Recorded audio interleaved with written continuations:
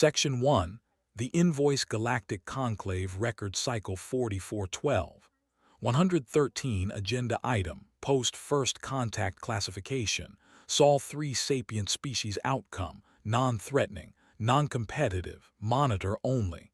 No one remembered who authored the classification. They would remember the consequences. 1. The quiet species. The Sol delegation arrived without ceremony. No escort fleets. No ceremonial guard. No ancient banners or relics of conquest. Just a single mid-sized diplomatic cruiser, matte black hull scarred not by battle but by repairs, patchwork plating, mismatched alloys and sensor arrays visibly upgraded in stages. A ship that told a very human story to those who knew how to read it. We didn't build this to impress you. We built it to work. The Galactic Conclave noticed. They dismissed it. The Conclave chamber itself dwarfed cities. A toroidal construct of folded space, gravity lattices tuned individually for each delegation. Species of gas, crystal, chitin, plasma, and flesh occupied their respective zones, separated by polite force fields and centuries of precedent. At the center stood the speaker dais, and before it one human. Ambassador Mara Ionescu adjusted her stance minutely as the gravity recalibrated. She'd trained for it, but training didn't erase the nausea. It just taught you how to hide it. Her slate felt heavier than it should have. Not physically, conceptually. She could feel the eyes on her, some curious, some dismissive, some predatory, many already bored. The speaker of 13 voices began the ritual greeting, a harmonic convergence that vibrated through bone and exoskeleton alike. Sapient representatives of the Sol system, the speaker intoned, voices overlapping in alien cadence. You stand before the conclave of accord. State your purpose. Mara inclined her head. We're here to close the books. A ripple of confusion passed through the chamber. Books translated poorly across 900 languages. The conclave's translators worked furiously, contextualizing meaning, records, accounts, tallies. The speaker's central body leaned forward slightly. Clarify. Mara tapped her slate once. During the first contact observation phase, she said calmly, your fleets conducted material sampling operations throughout our system. The speaker gestured agreement. Standard non-invasive procedure. Unclaimed systems are no longer unclaimed, Mara said gently. Silence fell. That was not an interruption. It was a correction. 2. Observation fleets do expect receipts. The conclave had observed tens of thousands of pre-FTL civilizations. They studied atmospheres. They skimmed asteroid belts. They siphoned trace exotic matter from gas giants, always carefully, always legally, and always under the assumption that the observed species would never understand what was taken. Humanity did. Mara's slate projected its first hologram. A three-dimensional model of the Sol system rotated slowly, annotated in precise clinical detail. Tiny markers pulsed along orbital paths. These are confirmed extraction events, she said, cross-referenced against your own fleet logs which you graciously left unencrypted. A murmur spread. Left unencrypted. Several delegates shifted uncomfortably. Mara continued, voice steady. At the time of extraction, you classified Sol as pre-sovereign. However, she swiped. The hologram updated. Your own charter states that once sapient intelligence is confirmed, all prior extractions fall under retroactive sovereign economic protection. The speaker's translator lagged again. Retroactive. The word landed like a micro-singularity. That clause is rarely invoked, the speaker said. So is first contact with a species that reads the fine print, Mara replied. A few delegates laughed. They stopped when they realized she wasn't joking. 3. Humanity's first weapon. Mara remembered the briefing, not the official one, the quiet one. A windowless room on Luna, 3 economists, 2 lawyers, 1 retired logistics officer who'd survived 4 corporate collapses and 1 planetary famine. "You don't threaten gods," he'd said. "You invoice them." The slate scrolled. Line items appeared. Helium-3 atmospheric siphoning, Jovian orbit platinum group metals main belt, Sector C exotic neutrino residue, solar corona skim. Each line had a quantity. Each quantity had a value. Each value had a multiplier.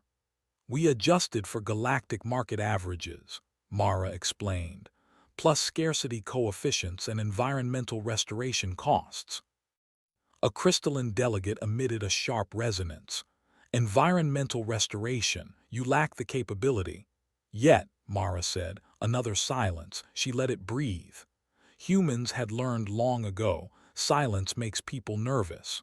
For the number the final figure appeared, it was not incomprehensibly large. That was the mistake. It was believable, achievable, deadly. Several delegates ran private calculations. Subprocesses flared, probability matrices updated. This wasn't ruin, it was inconvenience, the kind that compounded. "We are not demanding immediate settlement," Mara said, anticipating the response. "We understand liquidity constraints."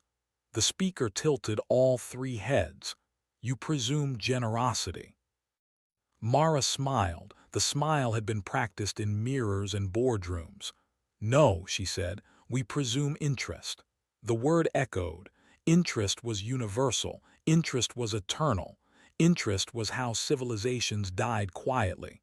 "We are offering a structured repayment plan," she continued. 200 standard cycles, modest annual rate. Adjustable, the chamber erupted, not in anger, in disbelief. They weren't being threatened, they were being included as debtors. 5 The first crack. The speaker raised a limb. Silence fell once more. "Why?" it asked. "You are not conquerors, you lack fleets, you lack leverage." Mara met its gaze. "We lack nothing," she said softly. "We have time, we have records, and we have a species-wide obsession with making sure effort is compensated." She paused. "Also," she added, "you're going to want to sign before the penalties clause activates." The speaker did not laugh. For the first time in its multi-bodied existence, it felt something unfamiliar. Unease. Conclave internal log restricted assessment update. Human diplomacy exhibits anomalous non-military coercion patterns. Recommend reclassification review. The review would come too late, because while the conclave debated, humanity was already calculating Phase 2. Section 2, the Galaxy PUSHES-backed conclave security brief. Eyes-only subject. Human economic action threat vector. Non-kinetic/cognitive/systemic recommended response. Containment 1. Sanctions are a language the Galaxy knows. The conclave did not panic. Panic was for young civilizations. Instead, they did what they had done for 10,000 cycles whenever an upstart threatened stability. They closed doors. Trade lanes rerouted. Banking nodes quietly froze Sol-linked accounts. Human shipping registries were flagged as non-priority traffic, a bureaucratic euphemism that meant wait forever. Within hours, the sanctions lattice was complete, elegant, bloodless, absolute. A senior trade delegate spoke for many when it said, "They will learn. Hunger teaches faster than fleets." On Earth, Mara Ionescu watched the notifications scroll across a wall-sized display in the Diplomatic Operations Center. She exhaled slowly. "Okay," she murmured. "Phase 2 confirmed." No shouting, no alarm klaxons, just people moving with practiced calm. 2. The thing about sanctions worked if the target civilization was dependent. Humanity was not anymore. A century of near misses, climate collapse, financial implosions, supply chain shocks, pandemics, had burned one lesson into the species' collective psyche. Redundancy is survival. The conclave froze human off-world accounts. Humans shrugged and rerouted through 12 intermediaries, some legal, some technically ambiguous, some operating out of a rotating habitat whose jurisdiction was best described as aggressively unclear. The conclave restricted rare earth exports. Humans activated stockpiles they'd forgotten they had, and substitutes they'd perfected out of spite. A junior analyst on the conclave side flagged the anomaly. "They're comfortable," it reported. "Trade volume dipped, then stabilized." A senior delegate dismissed it. "Delayed effects, observe." They observed. The effects did not arrive. 3. Pressure escalation. When sanctions failed, the conclave applied pressure. Inspection delays. Port access denials. Safety reviews that grounded human vessels for weeks. One human cargo hauler waited in neutral orbit for 19 days while conclave inspectors debated the definition of acceptable hull variance. On day 20, the human captain opened a channel. "Hey," she said cheerfully. "Just checking, are you billing us for parking or should we invoice you for storage?" The channel closed. The hauler was cleared within the hour. 4. Covert measures. Economic warfare always escalated. The conclave authorized non-attributable interference. Nothing overt, nothing traceable, just subtle disruptions. Navigation errors in human trade routes. Minor data corruptions in logistics AIs. A suspicious uptick in random mechanical failures. On Mars, in a subterranean facility that officially did not exist, a human analyst stared at a visualization blooming red with alerts. She didn't curse. She laughed. "Oh," she said, "they're touching our spreadsheets." That got attention. 5. Humanity's second weapon. Most civilizations treated data as infrastructure. Humans treated it as culture. From the moment computers existed, humans had argued with them, optimized them, abused them, anthropomorphized them, and most importantly, never trusted them completely. Every critical system had a backup of the backup. A human whose job was literally assume this is wrong. When the conclave's interference began, it didn't cause chaos. It caused alerts. And alerts triggered audits. Audits triggered cross-checks. Cross-checks triggered something the galaxy had never experienced before, a counter-audit. 6. The first reversal. Mara stood again before the conclave chamber, this time via secure hololink. Her expression was polite, professional, almost apologetic. "We've noticed irregularities," she said. "Unauthorized data manipulation, trade interference, sanction overreach." The speaker stiffened. "You were sanctioned under accord." "Incorrectly," Mara replied. "We've prepared documentation." Of course they had. She transmitted a packet. It was enormous. Legal citations, charter clauses, precedents pulled from obscure disputes no one remembered litigating, and then at the bottom a projection. Penalty accrual, active. The number ticked upward, slowly, relentlessly. A junior delegate whispered something no translator could fully soften. "They're charging us for fighting back." 7. The galaxy begins to notice news didn't travel fast in the conclave. It traveled selectively. But markets were gossips. A minor trade house defaulted on a payment linked, indirectly, to conclave liquidity adjustments. Then another. A shipping consortium quietly sold 2 star systems to cover exposure. Rumors spread. Human contracts are dangerous. Human audits don't end. Humans remember everything. Younger species paid attention. Some began rereading their own agreements. Some began asking uncomfortable questions. Some began sending discreet messages to Sol 8. The failed intimidation. The conclave tried one last familiar tactic, a fleet maneuver, not an attack, just a presence. 12 capital vessels translated into Sol-adjacent space and held position. A reminder, on Earth the news feeds exploded, fear spiked. Mara watched it all from a quiet office, hands wrapped around a cooling mug of coffee. She keyed a channel, not to the fleet, to the conclave. "This counts as a hostile posture," she said calmly. "Per Clause 19b," the speaker hesitated. "That clause concerns economic coercion." Mara nodded. "Correct, which means your interest rate just changed." She sent the update. The fleet withdrew within the hour. 9. Internal conclave memo suppressed conclusion. Human response patterns indicate premeditated anticipation of all escalation pathways. Military action inadvisable. Economic pressure counterproductive. Recommend reassessment. The memo was buried. The damage was not, because across the galaxy something unprecedented was happening. Civilizations were running simulations, and in far too many of them humanity won. 10. The quiet moment before the fall. Mara stood on a balcony overlooking Earth's night side.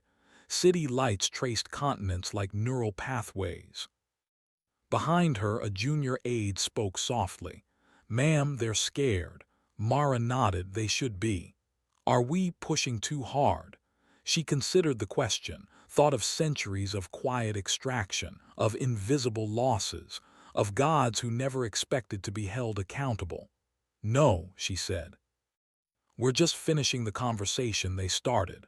She turned back toward the light. "And we're still being polite." Section 3. The Human Advantage Conclave Xenopsychology Report. Redacted subject. Homo sapiens finding. Dangerously familiar with Collapse 1. The question they asked too late. The conclave had finally realized something was wrong. Not with the contracts, not with the numbers. Those were flawless. The problem was intent. A xenopsychologist, one of the oldest minds still active, voiced the question that should have been asked on day one. Why does a species with no galactic power behave like it has already survived losing everything? No one answered, because the answer wasn't in military records. It was in history. Humanity was born in debt. Long before spaceflight, before planets were assets and stars were collateral, humans had invented an invisible force stronger than armies. Obligation. They owed food. They owed labor. They owed favors. They owed money that didn't exist yet. Entire empires rose not on conquest but on promises. And when those promises broke, civilizations didn't explode. They collapsed inward, quietly, messily, repeatedly. Humans learned early that you could lose a war and still survive, but lose trust, lose credit, lose the belief that tomorrow would be better than today. That was extinction by inches. 3. The scar tissue of a species. The conclave's models failed because they assumed linear progress. Human progress was cyclical. Boom, bust, recovery, reinvention, over and over. Every generation carried stories of collapse, markets imploding overnight, supply chains snapping, governments failing not with fire but with paperwork. Children grew up hearing phrases like, "Don't trust the system," "Read the fine print," "Always have a backup." These weren't paranoia. They were inheritance. By the time humanity reached the stars, they had already survived. Planetary scale environmental failure, multiple near-global wars, economic systems eating themselves alive. And they had learned something vital. Power doesn't announce itself. It hides in dependencies. For the ones who planned it, in a secure archive beneath Earth's oldest financial district, a file existed that had never been shared outside humanity. Project Legifall. It wasn't a weapon. It was a playbook. Compiled by economists, historians, sociologists, and people who had lived through ruin and learned from it. Its core premise was simple. Any sufficiently large system will eventually overextend itself. When it does, whoever understands its obligations controls its future. The galaxy, as it turned out, was a very large system.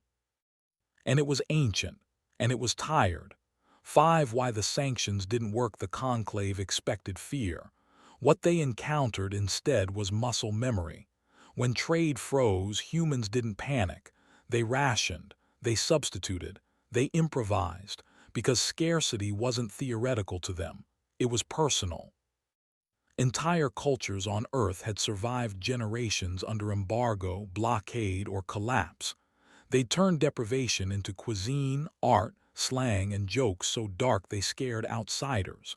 The conclave called this resilience. Humans called it Tuesday. 6. The audit AI that scared the galaxy. The conclave believed humans relied on artificial intelligence the way they did as trusted oracles. They were wrong. Human AIs were adversarial by design. Every system was trained to assume. Incomplete data, malicious actors, hidden incentives. When conclave interference began, human AIs didn't ask why. They asked who benefits. Patterns emerged. Not just in human space, but in the conclave itself.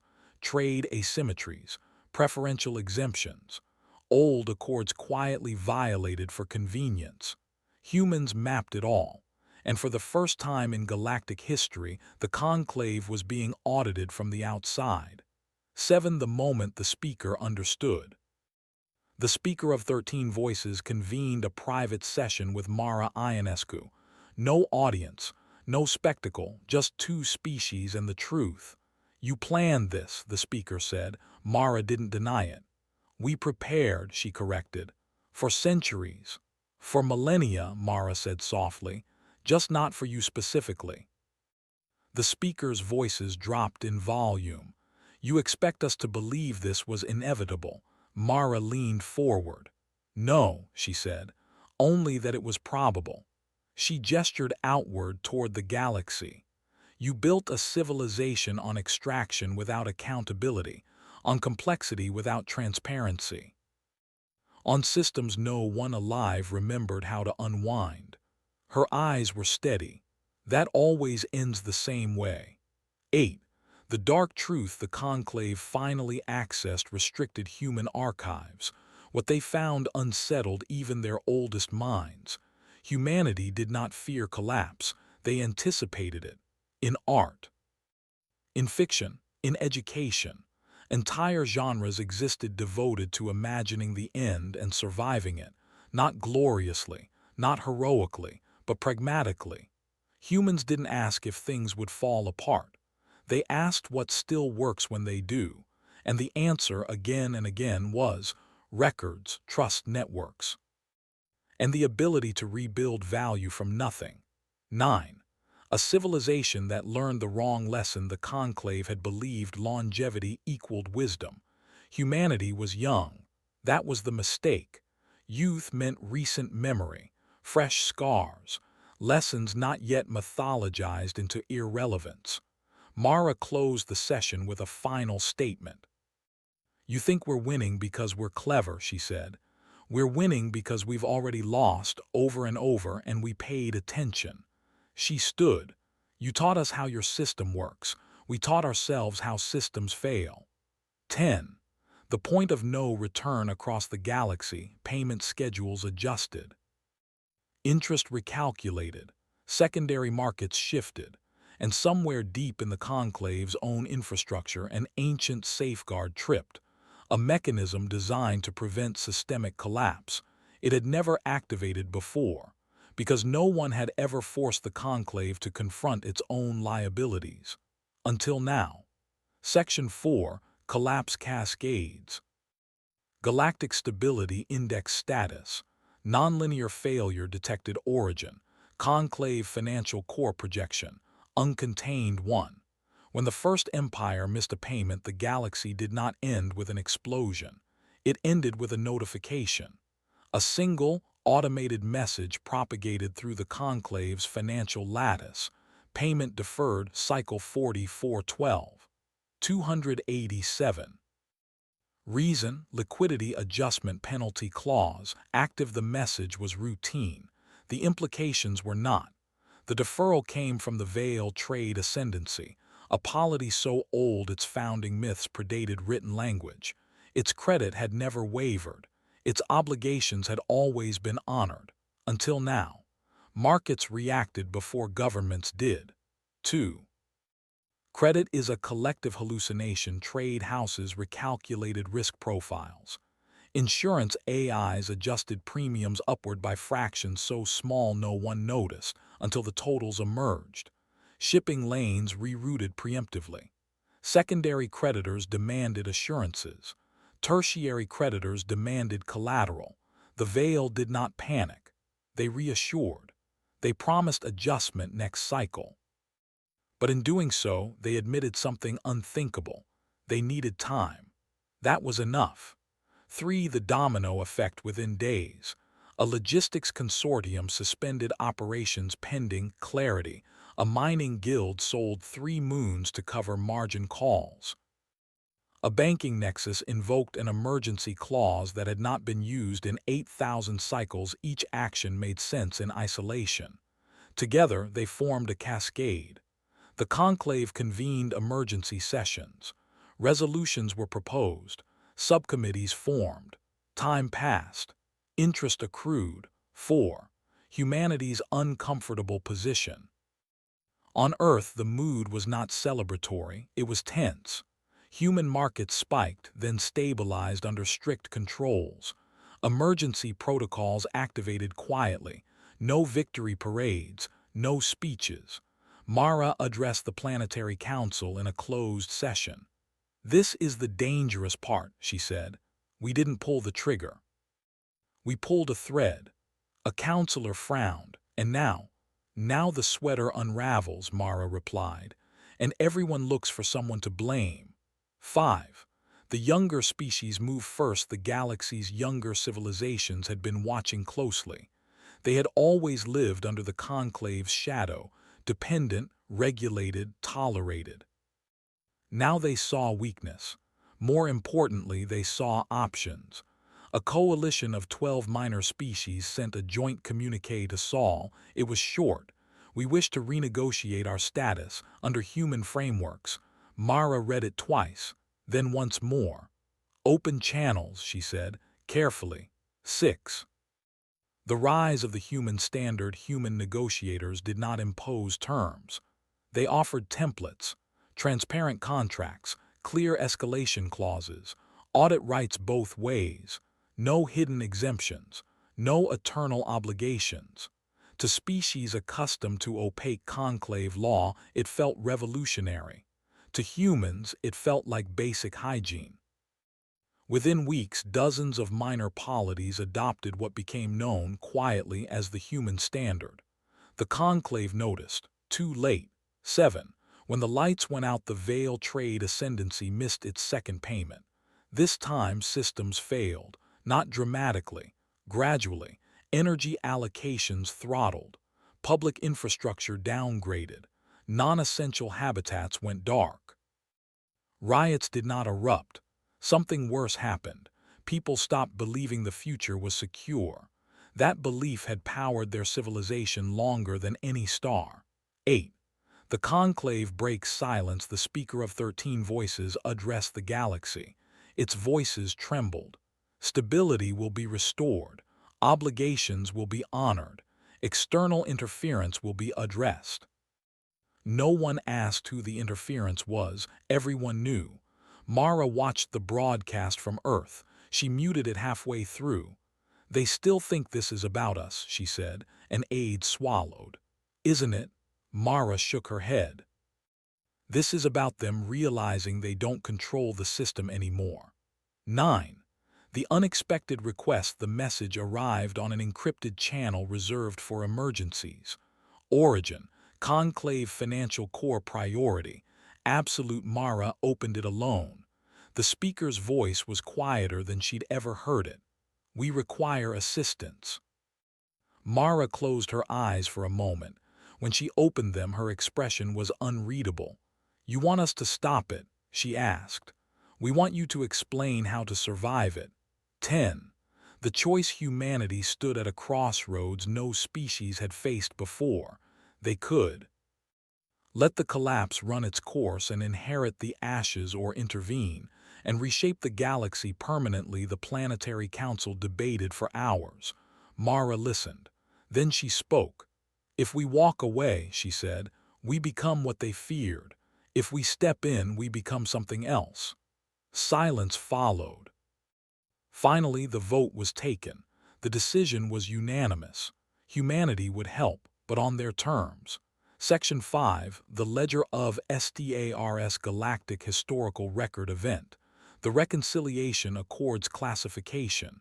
End of the Conclave Era, beginning of the Ledger Age 1. Humanity's final offer. The galaxy expected punishment. Reparations. Territorial seizures. A new empire with human faces. That was how power had always changed hands. Instead, humanity offered structure. Mara Ionescu stood before a chamber half empty. Some delegations had collapsed. Some had withdrawn to stabilize their worlds. Some simply no longer existed. The speaker of 13 voices remained. Older, quieter. "We will not forgive the debt," Mara said. "We will not erase it." A murmur spread. "But we will reframe it." She raised her slate. The projection that filled the chamber was unlike any charter, treaty, or accord the galaxy had ever seen. A living ledger. Not static law, not eternal decree. A system. To the Ledger of Stars, the Ledger of Stars was deceptively simple. Every extraction, every trade, every obligation recorded, visible, auditable, not controlled by humanity, not controlled by anyone. It was distributed, fragmented across species, worlds, and cultures. No single node could alter it without consensus. A galaxy-wide memory. Power, Mara said, should never belong to those who can hide it. The speaker absorbed this in silence. "You would give up control," it said. Mara nodded. "We already learned what happens when one group keeps the books." 3. The rule that changed everything. There was only one non-negotiable rule. Mara highlighted it. All debts must be survivable. Not convenient, not profitable, survivable. If a payment would collapse a civilization, it had to be restructured. If interest would choke a world, it had to be reduced. The ledger enforced it automatically. No mercy, no cruelty, just math constrained by empathy. 4. Why the galaxy accepted? Because the alternative was chaos. Because the old system was already dead.